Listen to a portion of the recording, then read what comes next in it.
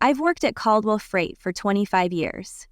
The office smells like cardboard and coffee, the phones never stop ringing, and the walls are covered with old photographs of my father shaking hands with truck drivers and smiling at ribbon cuttings.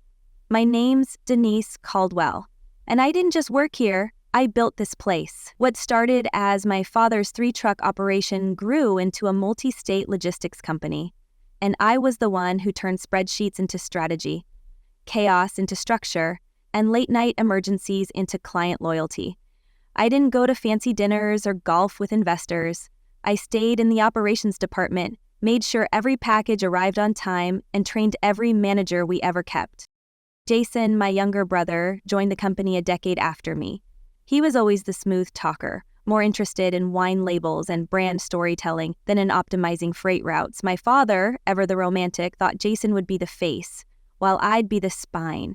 He wasn't wrong, but he wasn't entirely right either. After Dad passed away, the company was left to both of us, split evenly, but only one of us knew how to run it. Jason never understood the culture here. He thought modernizing meant replacing hardworking staff with interns and spending thousands on rebranding.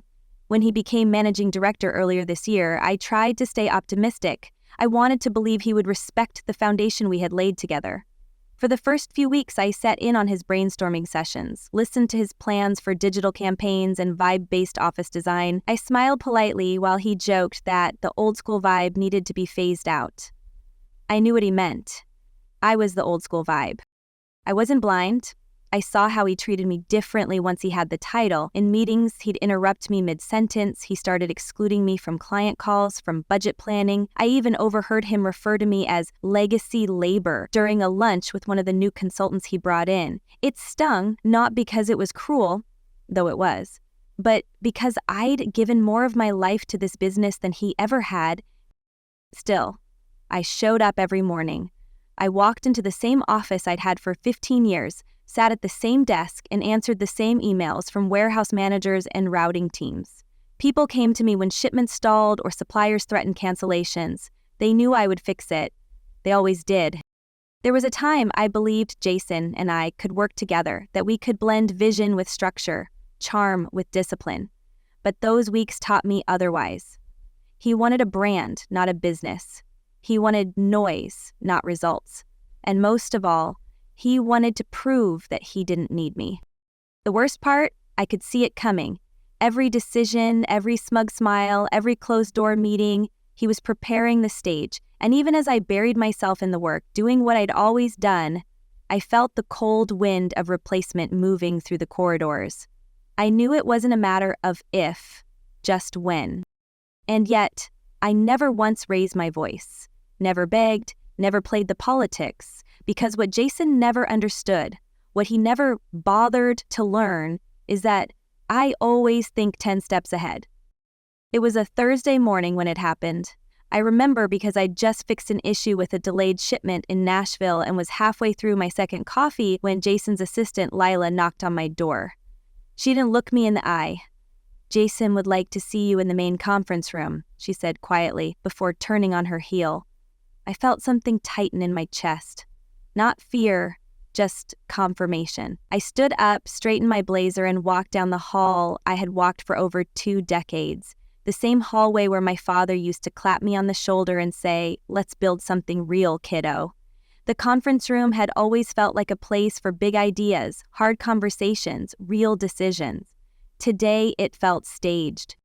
Jason was sitting at the head of the long glass table, flanked by our HR director, a woman he'd hired just 6 months ago from a cosmetics brand, and a notary I didn't recognize. No small talk, no fake warmth, just a scripted performance. "Denise," Jason began with a soft corporate tone, "we've been doing a lot of restructuring as part of our growth strategy." He gestured to a branded PowerPoint presentation behind him, titled Vision 2030, Elevating Caldwell Freight. The irony made me want to laugh already. "And after consulting with our financial advisors and leadership team," he continued, "we've decided that the company needs to streamline some of its operations and leadership expenses." I didn't say a word. I just stared at him, taking in the weak jawline, the designer glasses, the tight forced smile. He couldn't even look proud of himself. "Your position is being retired," he said finally. effective immediately. The HR woman handed me a folder with separation papers and a modest severance agreement. Jason added, "Of course, this isn't a reflection of your contributions. You've been instrumental to the company's growth, but it's time for Caldwell Freight to step into the future." I looked down at the folder, then back at him. My hand didn't tremble. My voice didn't crack. "You're firing me," I said, flatly. Jason shifted in his chair, clearly uncomfortable. "It's a transition, a necessary one." I gave a slight nod. "I see." And I did see. I saw every late night I'd spent salvaging contracts while he was off giving TEDx talks. I saw the years I'd spent building systems from scratch, managing crises, training managers, and I saw how easily he dismissed it all in a 15-minute meeting. I signed the papers without asking for clarification or more time. The notary looked surprised. Jason looked relieved. I stood up, smoothed my jacket, and said, "Good luck, Jason." That was it. No tears, no shouting, just a quiet end to a quarter-century of loyalty. I left the room and walked past desks of people who suddenly looked busy, refusing to make eye contact. A few glanced up, confused, maybe even concerned, but no one spoke. Not even Taylor from procurement, who I'd helped through her divorce. Not even Marcus, whose kids I'd bought Christmas gifts for when he was too broke to manage it. When I got to my office, the nameplate was already being loosened. Lila stood awkwardly in the corner with a cardboard box. "I was told to help you pack."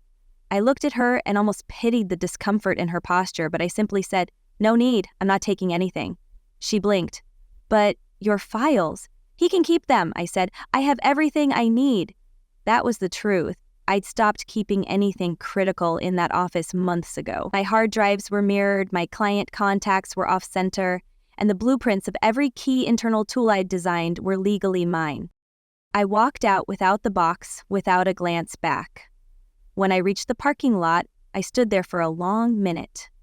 The sun was high, the pavement hot under my shoes, and for the first time in years, I didn't have a meeting to run to, an email to reply to, or a call on hold. I sat in my car, stared at the building, and let the silence settle in. It wasn't grief, it was something colder, something steelier. I felt like a door had closed, but not behind me. No, this was the sound of a fuse being lit. That night, I opened a bottle of scotch my father had given me on my 40th birthday. I'd been saving it. I didn't know for what, until now. I poured a glass, sat at my kitchen table, and went through the papers. I didn't read them for legal details. I already had a lawyer on retainer. I read them like an autopsy report. Every clause, every cold paragraph, every sanitized phrase was another nail in the coffin of my family's legacy. Jason thought he had won. He believed he had removed the obstacle to his vision. He had no idea he had just handed me the key to start everything over without him. I got a few messages over the next couple of days. 2 former colleagues sent awkward, sorry to hear texts. A client I'd worked with for 10 years emailed me about a delivery mistake, then realized I was gone and apologized. Jason didn't call. Of course he didn't. His version of leadership didn't include looking back. But I didn't need validation. I didn't need anyone's permission to be furious or to be free. Because while Jason was celebrating his first solo quarter, I was already sketching out what came next. Not as revenge, not out of spite, but because I wasn't finished building. I never needed Caldwell Freight to prove who I was.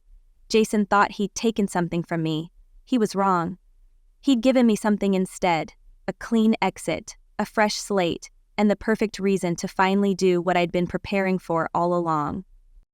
I didn't fall apart.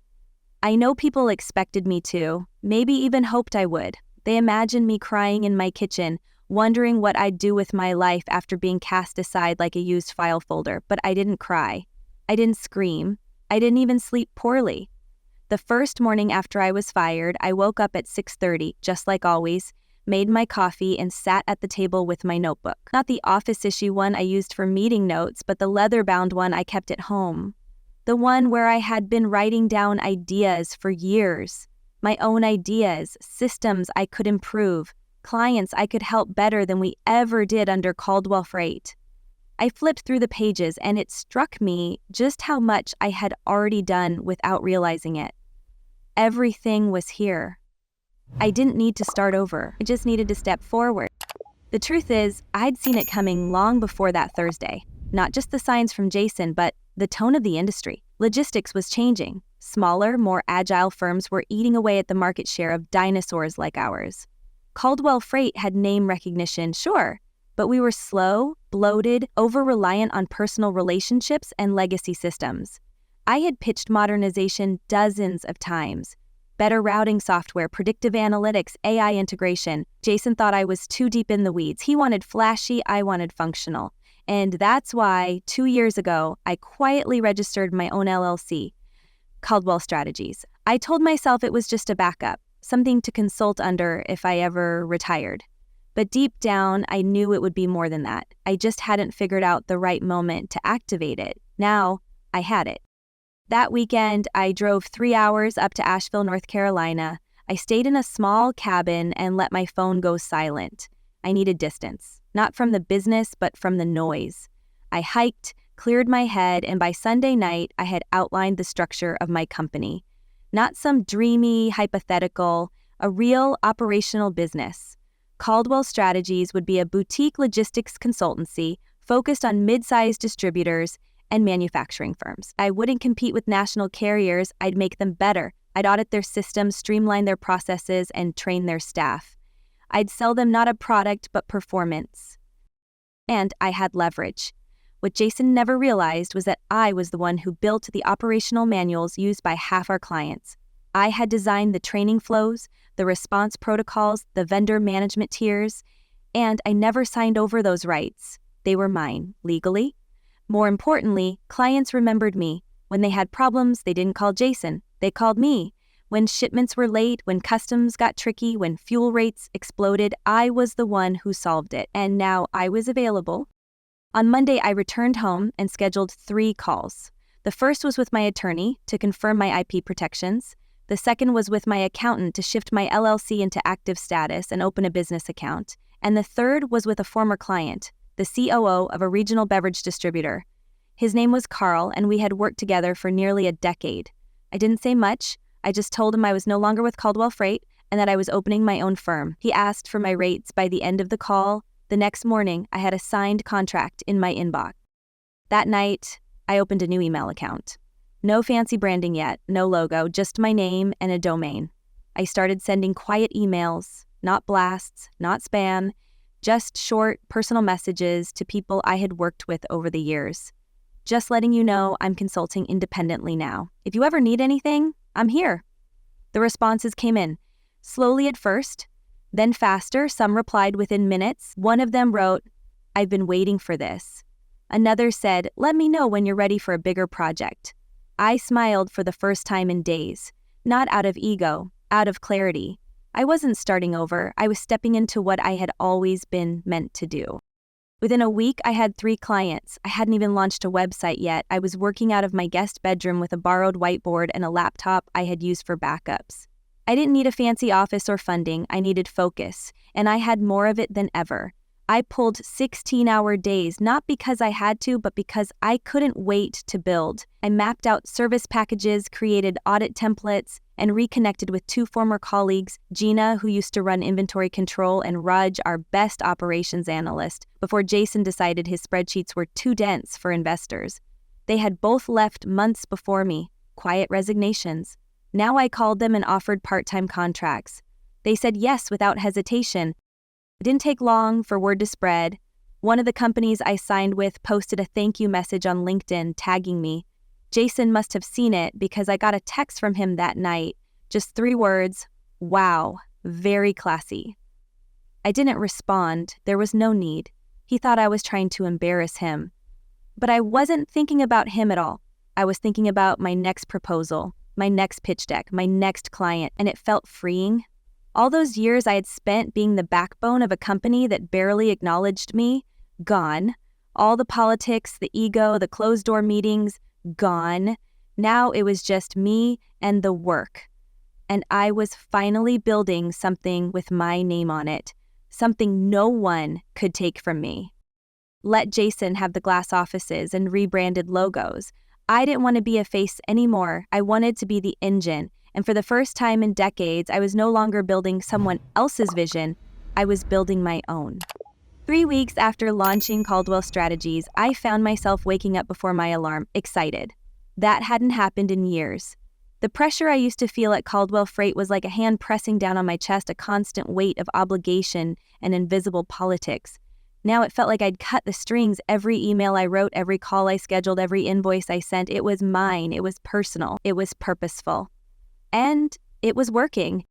The first client I signed, Carl's Beverage Company, had already extended their contract from a one-time audit into a 6-month engagement.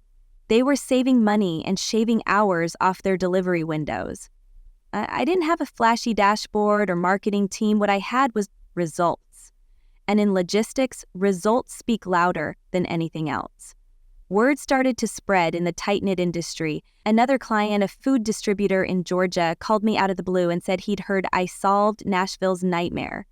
That made me laugh. It wasn't a nightmare. It was just a bottleneck no one had bothered to study properly. I'd solved it in a weekend.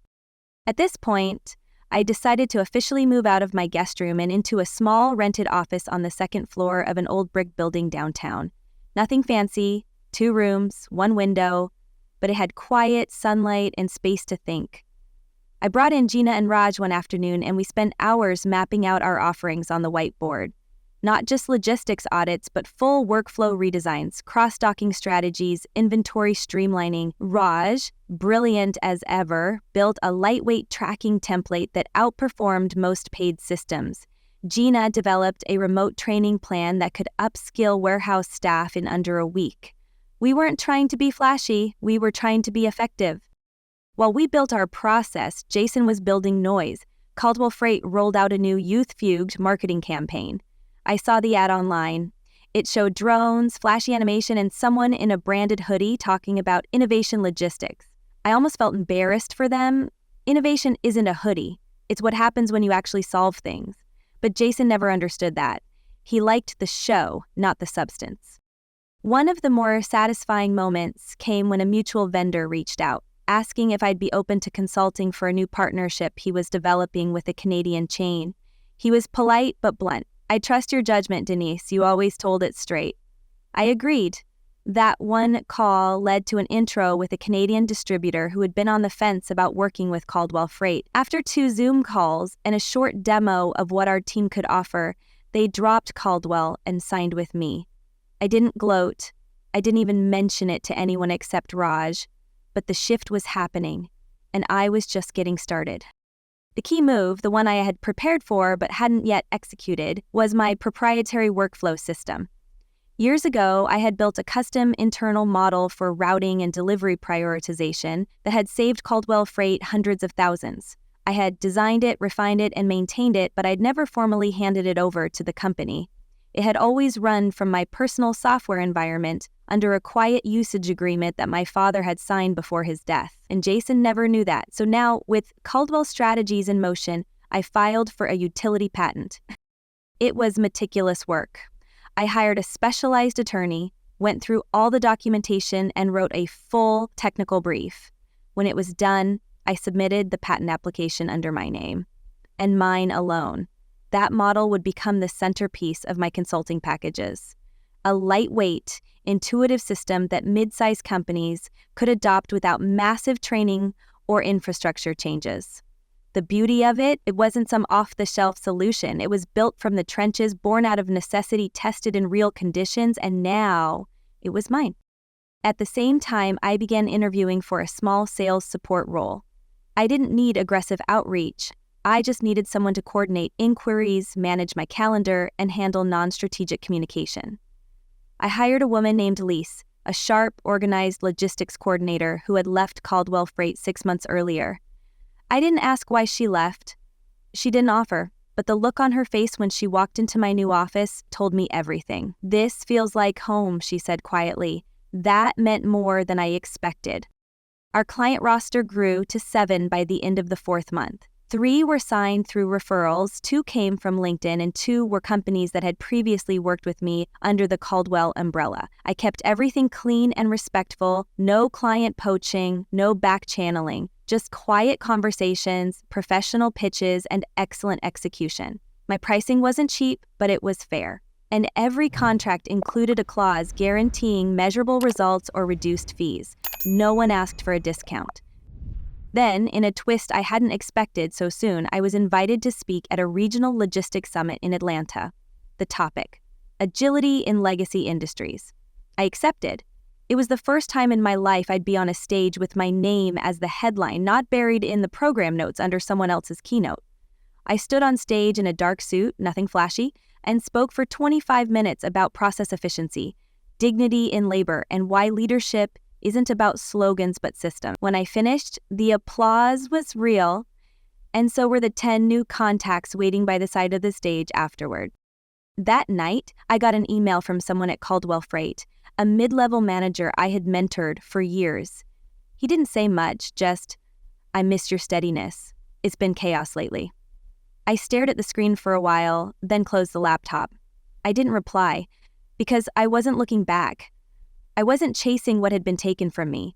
I was building something better, something that couldn't be taken away, not by votes, not by titles, not even by blood. Jason might still believe he won, that he finally modernized the company by removing the old guard, but what he doesn't know, what he may never fully understand, is that he didn't remove me, he released me. And the woman he fired, she was just the foundation. The one I am now, she's the architect. It started with a voicemail, short, rushed, and nervous. "Denise, hey, this is Greg Warner from Westfield Auto Supply. We met back in 2018 at the Dallas Expo.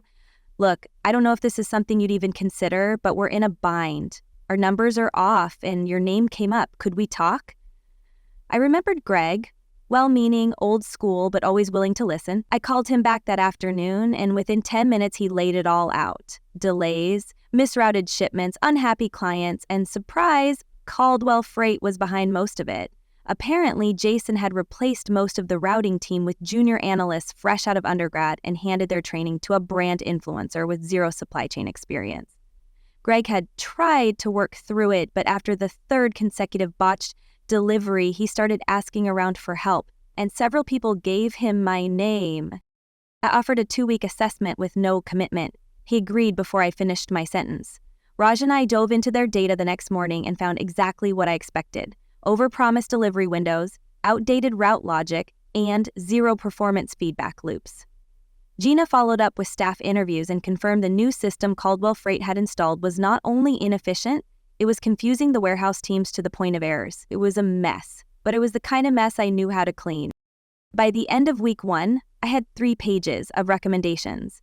By the end of week 2, Greg asked for a full-service contract, and just like that, Caldwell Strategies took one of Caldwell Freight's mid-tier accounts and turned it into a long-term partnership. I didn't celebrate, not outwardly, but I felt it deep in my chest, the shift. It wasn't just a business win, it was symbolic. Jason had fired me to modernize, and here I was, fixing the future he claimed I didn't understand. That deal sparked a chain reaction.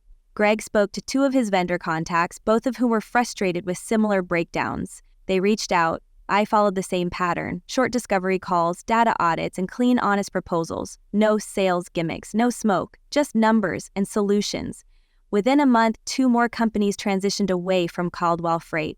I didn't ask why, they told me anyway. One said, "I just don't trust your brother's leadership."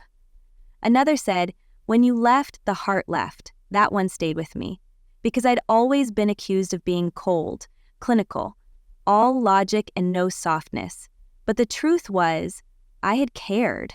I had cared deeply, maybe too much. At this point, Jason noticed. I knew because I got a legal email from Caldwell Freight's in-house counsel demanding clarification about my client onboarding processes. It was veiled aggression.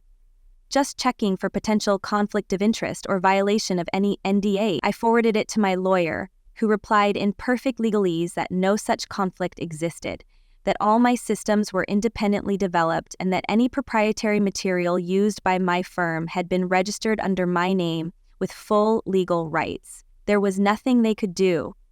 I wasn't stealing, I was simply winning. And Jason hated that. I could feel it in the silence, in the lack of communication, in the way people from inside Caldwell Freight started reaching out to me in whispers. A former operations lead asked if I had openings. A warehouse manager I'd trained 10 years ago sent me his resume. I didn't say yes to everyone. I was building something lean, intentional, not a revenge circus. But I took the calls. I listened because people were watching. And the cracks in Jason's empire were starting to show.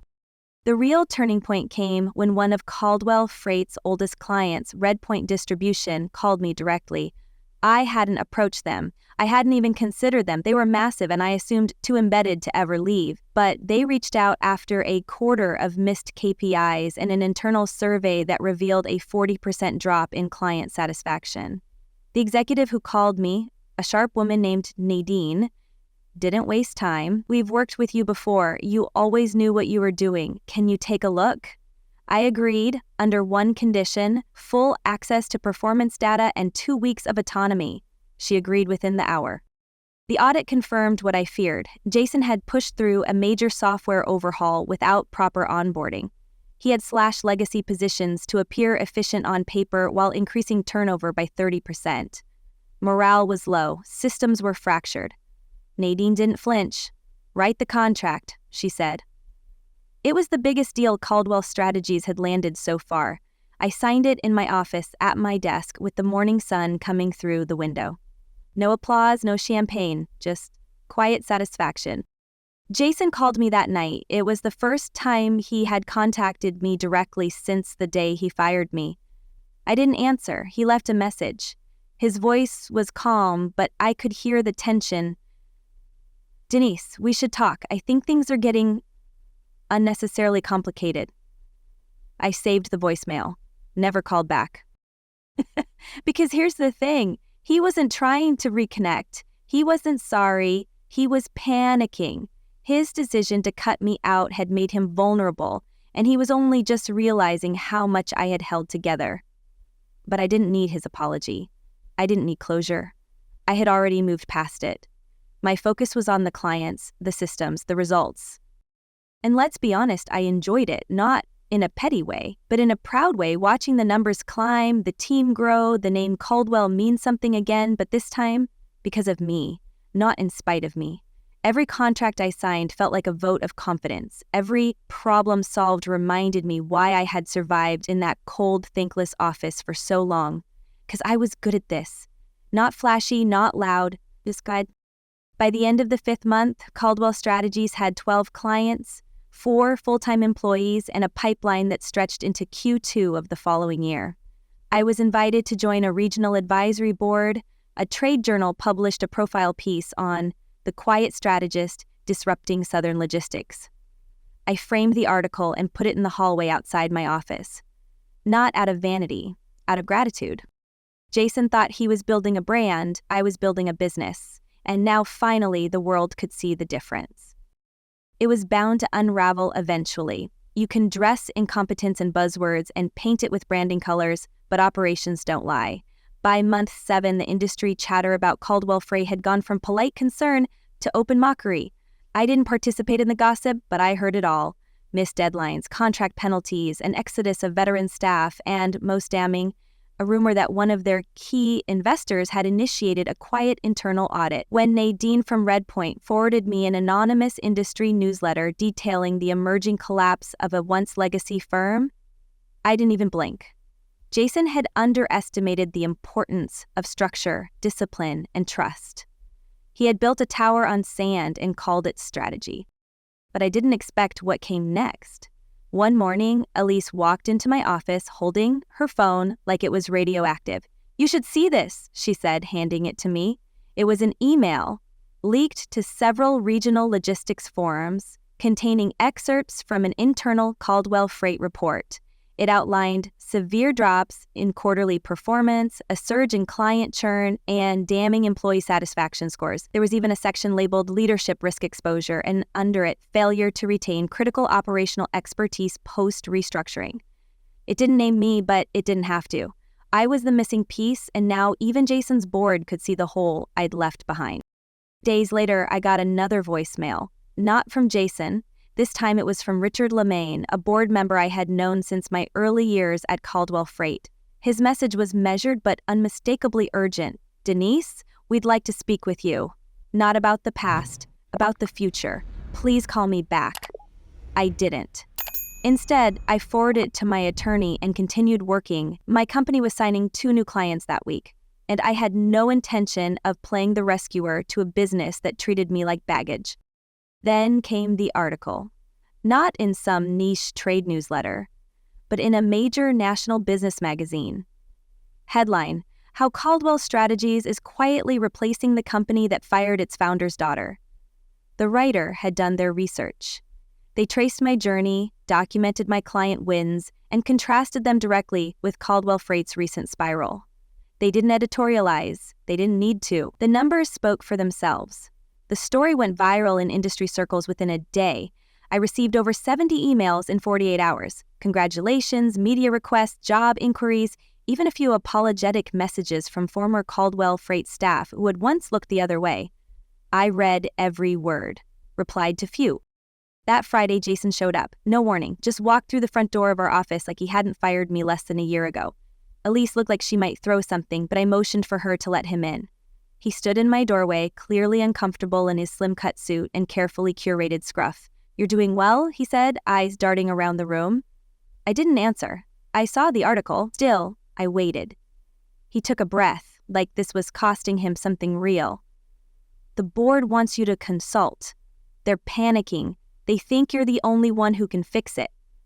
He laughed a little, hollow and bitter. "Maybe they're right." I finally spoke. "Are you asking me to come back?" He shook his head quickly. "Not exactly, just help. Even short-term, quietly, for the sake of the company." I studied him for a moment. He looked smaller than I remembered, or maybe I'd just grown in the months since. "Let me be clear," I said. "You fired me, you cut me out, you insulted everything I stood for and replaced it with fluff. Now you want me to fix the mess?" He didn't deny it, just stood there, swallowing hard. "Denise, please, I didn't know how much it would affect things." I smiled, not a cruel smile, a tired one. "No, Jason, you just didn't care." I didn't yell.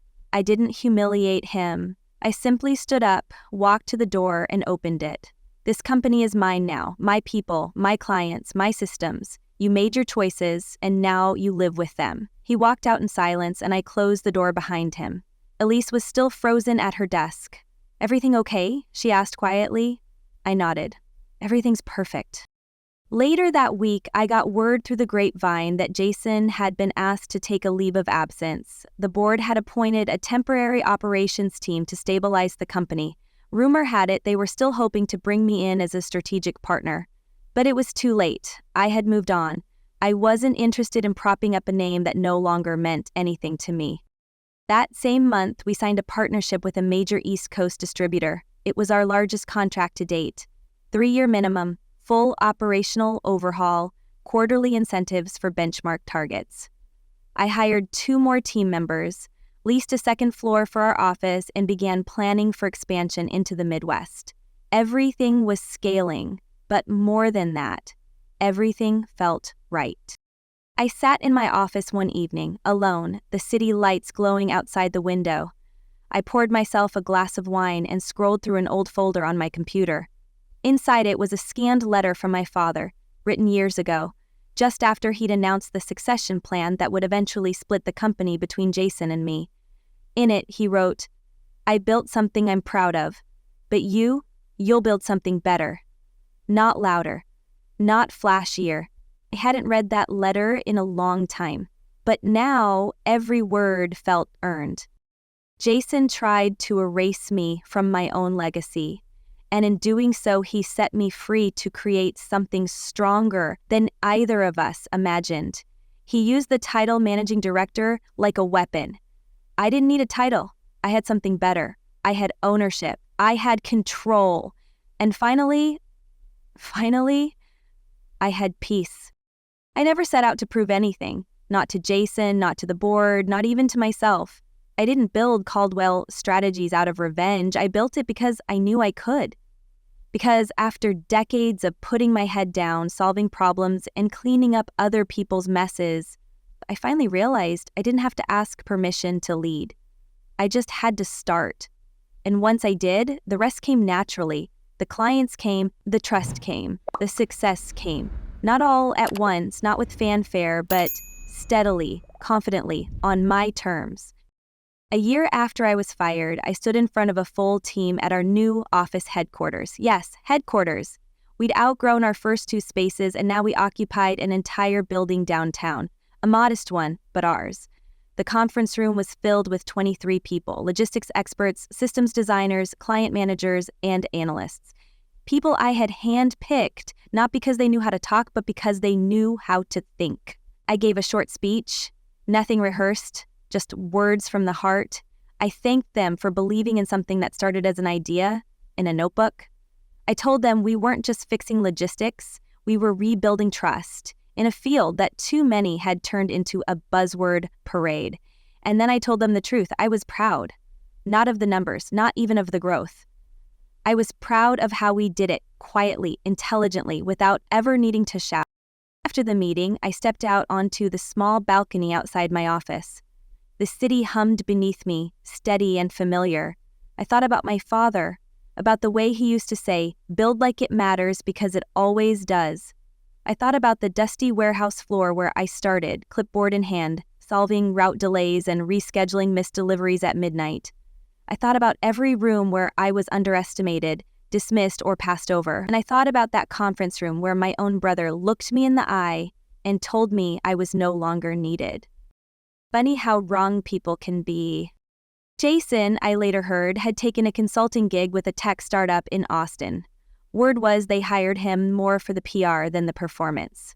I felt no anger toward him anymore, no bitterness. He played his hand and I played mine. Only difference was mine was real, and I'd played it with patience.